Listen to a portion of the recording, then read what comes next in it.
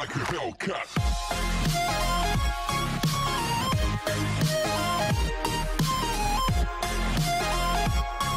Like a Hellcat.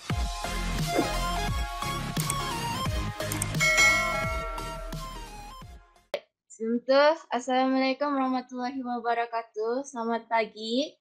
Saya ucap kepada Cikgu Siti Ajar sama kawan-kawan. Hari ini kita akan belajar topik tentang pembangunan berterusan ataupun yang selalu kita guna pembangunan lestari. Kamu tahu maksud lestari itu apa? Coba teka. Boleh tahu? Okey, boleh respon tu, jawab dalam chat ataupun on mic, respon sikit supaya cikgu tahu kamu yang lain-lain tu tak baring saja. Okey. Ambil penglibatan juga. Okey, nak pastikan salah. Lestari ni dia bermaksud berterusan lah. Dia selama-lamanya, dia tidak habis. Maksudnya, dia infinity. Itu maksud lestari. Jadi pembentang hari ini adalah Awang, Noreba dan saya Sejak. Malang sekali Suzana tidak ada. Okey, kita masuk terus kepada konsep pembangunan berterusan ataupun lestari. Maksud konsep pembangunan lestari ialah pembangunan yang memenuhi keperluan generasi masa kini tanpa menjejaskan kepentingan generasi akan datang. Itu konsep pembangunan berterusan. Kemudian, kalau pembangunan berterusan atau lestari, dia ada prinsip. Maksud prinsip dia, konsep dia, pembangunan yang dapat memenuhi kehendak pada masa sekarang tanpa menjejaskan keupayaan generasi masa depan untuk memenuhi keperluan mereka sendiri. Okey, fahamkah? Sebelum kita pergi deep. Faham. Faham? Faham. Alright. Prinsip pembangunan berterusan dia ada 8 iaitu menjana atau menggalakkan semula pertumbuhan ekonomi, mengubah kualiti pertumbuhan ekonomi bagi menjamin kesejahteraan hidup, memelihara dan mempertingkatkan asas sumber, memastikan aras penduduk yang boleh ditampung,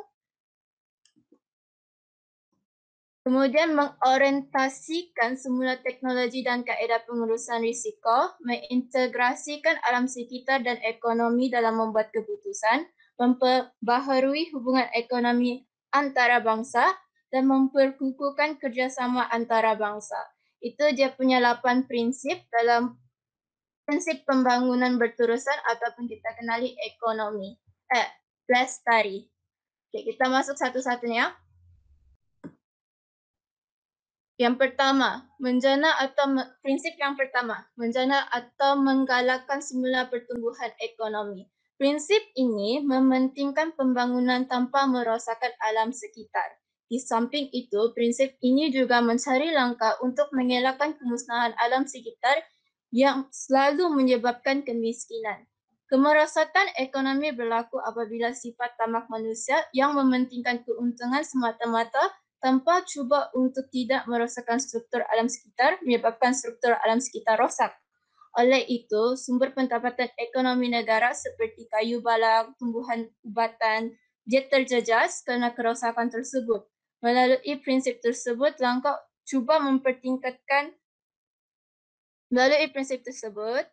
untuk cuba mempertingkatkan asas sumber persekitaran agar pertumbuhan ekonomi meningkat dan dapat dirasai oleh generasi akan datang. Antara contohnya Deklarasi Langkawi 1989 di mana mereka membincangkan cara untuk menjalankan pembangunan tanpa merasakan alam sekitar. Okey. Dalam prinsip ni, dorang cuba untuk bangunkan negara tanpa merosakkan alam sekitar ni. Sebab alam sekitar ni merupakan sumber pendapatan kita juga. Contoh macam kayu barak tu kita kena ekspor di luar negara untuk buat perabotan dan sebagainya sebab ada minta tumpahan jala daripada luar negara kan. Jadi kalau semua hutan kena tebang untuk buat jadi tempat pembangunan, jadi itu adalah pokok lagi untuk jadi sumber pendapatan negara. Macam kayu balak tu lah. Itu kamu ambil contoh dia. Kemudian dalam prinsip ni salah satu langkah yang dorang buat ialah buat deklarasi Langkawi di mana dorang bincangkan cara untuk menjalankan pembangunan tanpa merosakkan alam sekitar. Maksudnya dorang cari jalan lah. Dorang mau kasih bangun juga ni negara tapi tanpa merosakkan alam sekitar tu. So, kalau tidak membangun susah juga kan negara ni. Dan itulah maksudnya. Okay, next one. Laila sekejap. Nak tambah sikit. Okay. Tambah sikit. Pusing balik tadi. Okey, menjana tak menggalakkan semula. Juga tambah sikit Laila Okay. Okey. Kamu kena faham bahawa nak mencapai pembangunan lestari atau berterusan ini, nak memastikan bahawa pembangunan lestari ini tercapai matlamatnya. Okey, salah satunya ialah menjana ataupun menggalakkan semula pertumbuhan ekonomi. Kita imagine bahawa bila pertumbuhan ekonomi itu berkembang, maka banyak peluang pekerjaan, pendapatan penduduk pun akan tinggi, pengangguran kurang, kemiskinan pun semakin rendah, kan? Okey, so bila keadaan itu berlaku, jadi sifat manusia untuk desakan untuk menggunakan alam sekitar itu ataupun untuk memusnahkan alam sekitar untuk mendapatkan sesuatu itu berkurang. Macam inilah cikgu cakap. Kalau dia ni terdesak lah. Jadi dia sanggup buat apa saja. Betul tak? Betul. Respon ataupun Mike. Betul tak? Kalau dia terdesak, seseorang yang terdesak dia sanggup buat apa je. Betul? Betul. Okay, dan cek. Tolong cek. Betul tak? Segera tengok sikit, aktif sikit. Dia orang ni tidur ke Laila ni Dia orang ni? Tak tahu cikgu. Klik je ni. Dia orang ni buka je lepas tu dia orang pun okey dah. Betul. Ingatkan buka. Nak bocor kamu di depan tu. Bukan buka saja meet lepas tu pergi sana masak breakfast kuncang-kuncang So, sebab tu bila ekonomi kita tingkatkan, kita kasih berkembang ekonomi tu, so penduduk ni akan kurang merosakkan alam sekitar. Okay, sebab kita macam kita lah, macam kita sudah okey sudah okey. Jadi kita tak perlu nak merosakkan alam sekitar.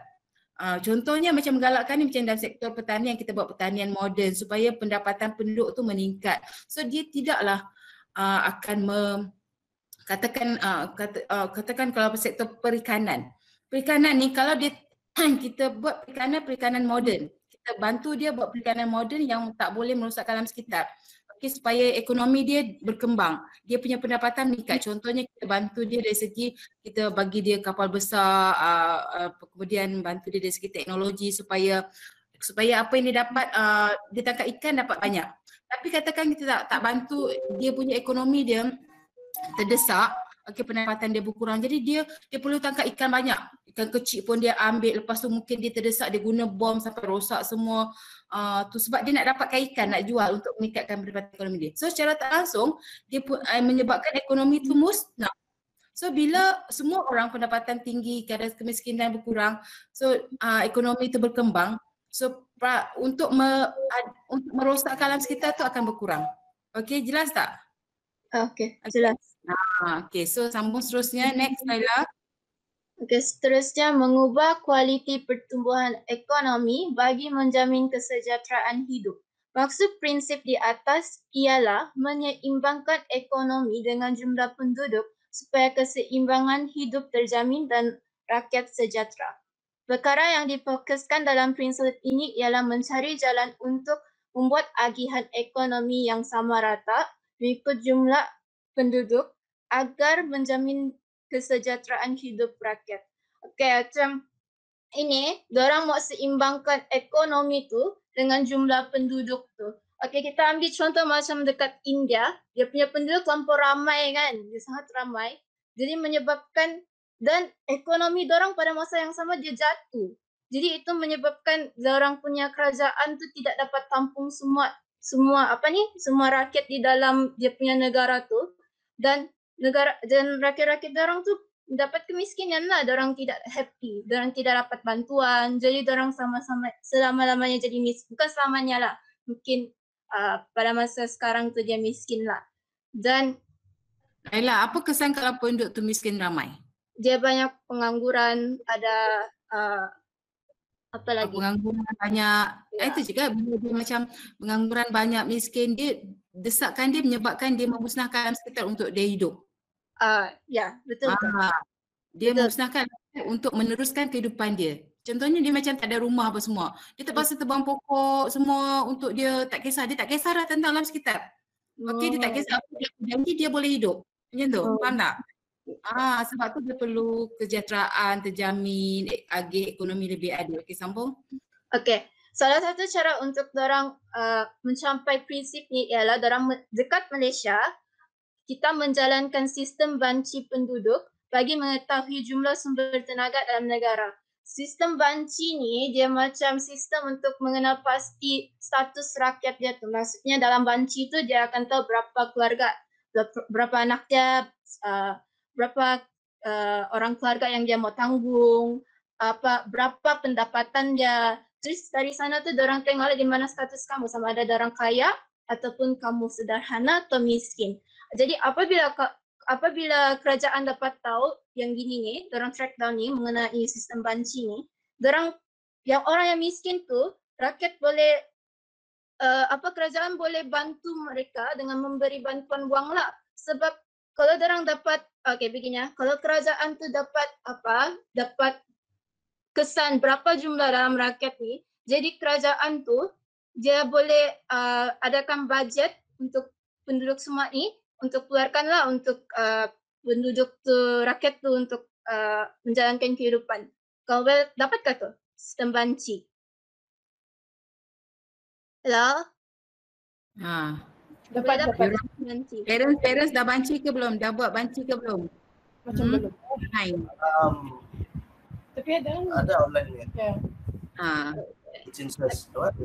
Sudah, Daya punya family sudah. Okay. Yang mana belum tu boleh, search. Okay. Seterusnya, melalui sistem banci tersebut, negara dapat mengenal pasti stok sumber yang diperlukan oleh rakyat. Itu apa yang saya cakapkan tadi itulah. Terus dengan contoh kaedah di atas, kualiti pertumbuhan ekonomi meningkat dan kesejahteraan rakyat terjaga. Maksudnya kalau sistem banci ni dia dapat mengesan jumlah tu, bajet tu, sistem banci ni pun dia pun terlibat dengan perakanan negara. Jadi dia keluarkan bajet kan, dia keluarkan duit. Jadi kerajaan boleh keep in track. Jadi dia boleh bagi bolehlah menyalurkan bantuan kepada orang-orang yang miskin. Selalunya orang-orang miskin ni kamu boleh kaitkan dengan orang-orang B40, orang yang tinggal di pendalaman tu, B40 tu, begitu. Okay, faham? Next. Okay. Alright. Prinsip yang keempat ialah memelihara dan mempertingkatkan asas sumber. Ini prinsip ni yang menekankan untuk menjaga kesejahteraan alam lah, alam sekitar, agar alam sekitar itu dapat dikekalkan untuk generasi akan datang. Antara langkah-langkahnya yang kita belajar kemarin macam langkah perundangan, langkah pengurusan strategik dan langkah kempen dan pendidikan. Kamu tahu kan apa langkah perundangan? Kalau boleh bagi respon contoh pun boleh supaya tambah-tambah lah. Tahu. Apa contoh aja? Pemantauan. So, penyitaan gitu kan? Ya, lagi? Kalau pengurusan strategik? Guna akta.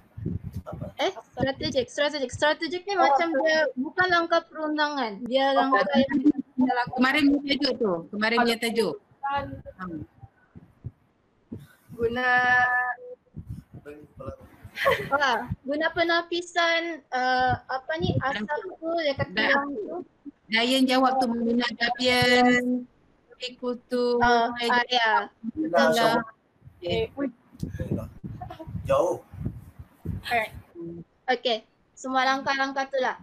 Terus prinsip yang keempat, memastikan aras penduduk yang boleh ditampung. Okey, ini dia lebih kurang macam sama dekat yang prinsip kedua tu, tapi ini dia memastikan aras penduduk tu. Maksudnya dia apalah dia bukan kenapa sih, dia macam keep in track dengan jumlah penduduk yang dekat ada negara ni supaya orang boleh keluarkan bajet untuk menampung rakyat-rakyat di dalam negara ni.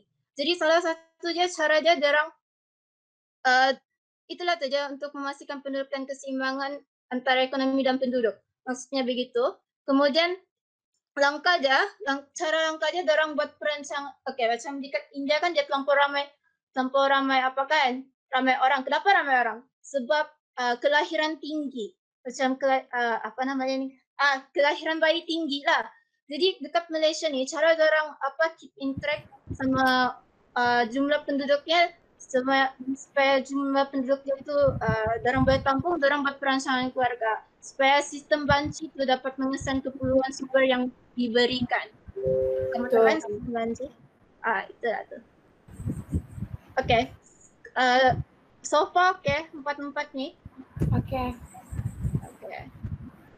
Ke Eva lagi. Okay. Yang kelima. Mana satu? Okay, mengorientasikan semula teknologi dan kaedah pengurusan risiko. Ini nih, penggunaan teknologi moden akan mewujudkan risiko, tetapi risiko itu juga menawarkan cara untuk menguruskan risiko tersebut. So, ada keupayaan inovasi teknologi hendaklah dipertingkatkan dari semasa ke semasa dengan memberikan lebih tumpuan kepada faktor menjaga kebersihan persekitaran. Jadi dalam konteks ini, sebahagian besar teknologi yang berisiko tinggi itu, maksudnya berisiko tinggi terhadap alam sekitar lah. Dia datang dari mana? Mesti dari sektor industri kan, yang bersifat mencemarkan udara. Lepas tu dia menjejaskan kualiti air, kualiti tanah, menjejaskan macam pencemaran bau, pencemaran bunyi, begitulah. Okay. Jadi selain daripada penjanaan teknologi industri yang bersifat mesra alam, tengok di slide tu, dia tumpuan juga seharusnya diberikan kepada kaedah pelupusan sisa toksik yang berbahaya agar ianya lebih selamat kepada orang ramai. Sesuatu teknologi yang baru dicipta mestilah dinilai impaknya terhadap alam sekitar sebelum ia digunakan dengan meluas. Pampasan atau bayaran ganti rugi hendaklah diwujudkan sekiranya kecelakaan alam sekitar timbul akibat penggunaan teknologi tersebut. Kenapa? Kenapa macam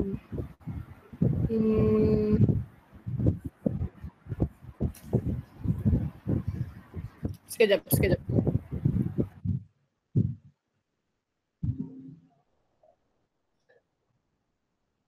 Kenapa awal Reba? Okey je cikgu dengar? Okey kan? Okay.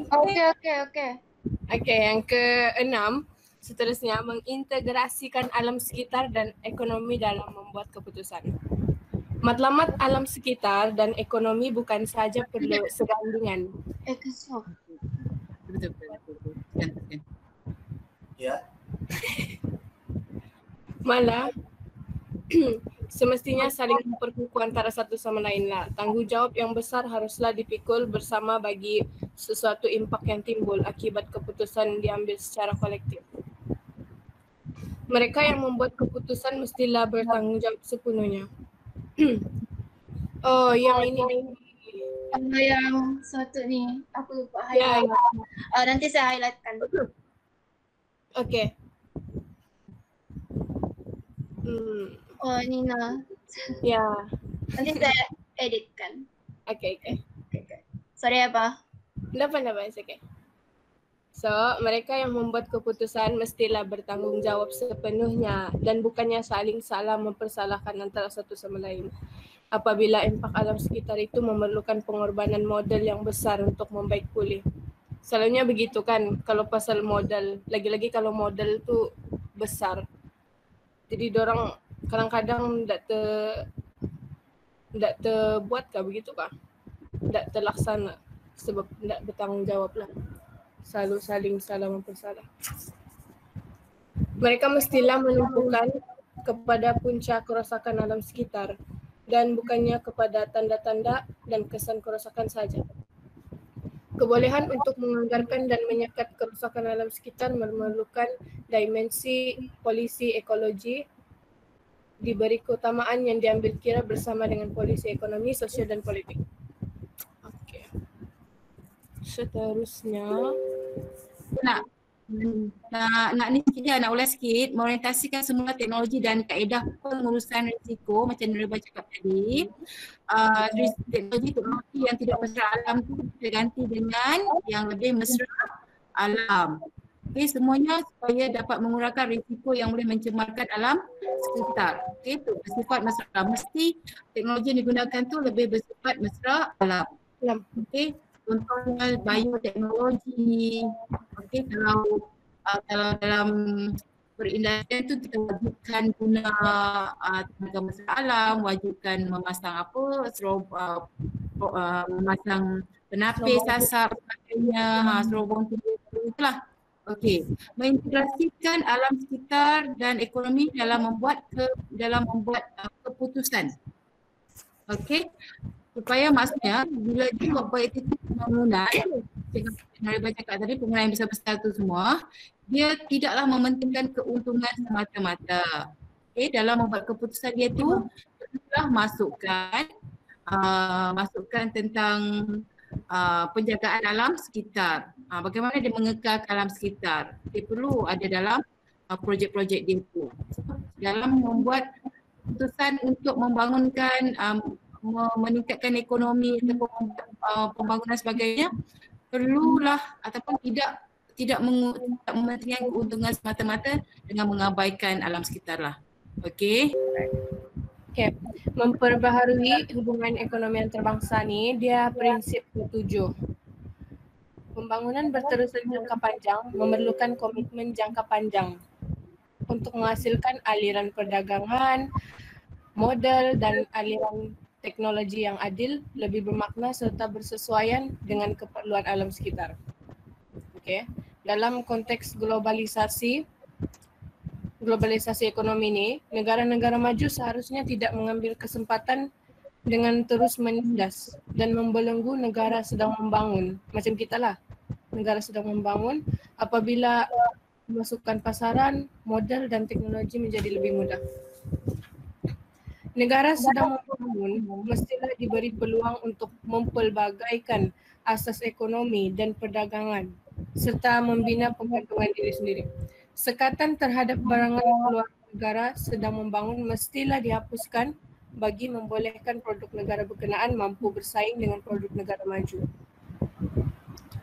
Negara maju tidak boleh berselindung di sebalik globalisasi ekonomi apabila memberikan bantuan modal dan teknologi kepada negara sedang membangun, tetapi membina hubungan perdagangan yang lebih adil, telus dan sifat terbuka. Gitulah. Apa yang sebaliknya ni? Okay, yang paling last kali, memperkukuhkan kerjasama antarabangsa. Pengenalan dimensi alam sekitar menambahkan satu unsur yang lebih mendesak dan melibatkan kepentingan bersama, kerana kegagalan mengatasi interaksi antara kemerosotan sumber dengan peningkatan kemiskinan akan melimpah dan menjadi suatu masalah ekologi dunia. Keutamaan yang lebih sepatutnya diberikan kepada pemantauan alam sekitar, penilaian, R&D ni penyelidikan dan pembangunan, lepas tu pengurusan sumber dalam semua bidang pembangunan antarabangsa. Masalah alam sekitar kini sudah menjadi masalah dunia sejagat dan ia memerlukan komitmen kerjasama yang tinggi dari semua negara di dunia. Okay. Di peringkat serantau dan wilayah, kerjasama alam sekitar antara negara hanya menjadi lebih kukuh apabila sesuatu isu alam sekitar itu menjejaskan negara-negara serantau.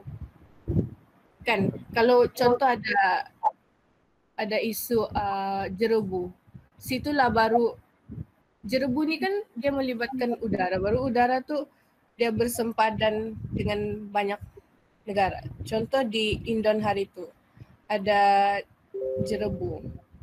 Terus kita Malaysia terlibat juga kan. Start dari gara-gara jerebu tu lah barulah kerjasama ni lebih kukuh. Begitu. Lepas tu dia bilang misalnya pada Jun 2002 satu perjanjian telah ditandatangani di kalangan pemimpin ASEAN berhubung pencemaran jerebu. Nah, tengok merentas sempadan yang menetapkan prosedur dan tindakan yang boleh diambil bagi mengatasi masalah tersebut daripada berpanjangan. Jadi negara-negara yang terlibat dengan masalah jerebu ni bekerjasamalah untuk mengatasi masalah tersebut daripada berpanjangan. Gitulah. Okey kan cikgu? Ya, betul. Terima kasih. Okey, sudah 88 prinsip So, kalau kita daripada kita perhatikan 88 prinsip ni, okey. 8 prinsip ni menuju ke arah pembangunan lestari. Tapi kebanyakannya kalau kamu tengok lebih kepada meningkatkan ekonomi. Okey, kalau kamu tengok tadi menjana segala pertumbuhan ekonomi, mengubah kualiti ekonomi, memperbarui hubungan ekonomi antarabangsa. Jadi semua itu bertujuan untuk mengukuhkan ekonomi negara Malaysia. Jika ekonomi negara Malaysia kukuh, maka kita dapat mengurangkan kemiskinan, mengurangkan pengangguran dan sebagainya, dan kesejahteraan penduduk akan terjamin. So bila kesejahteraan penduduk terjamin, maka gangguan terhadap alam sekitar itu akan berkurang.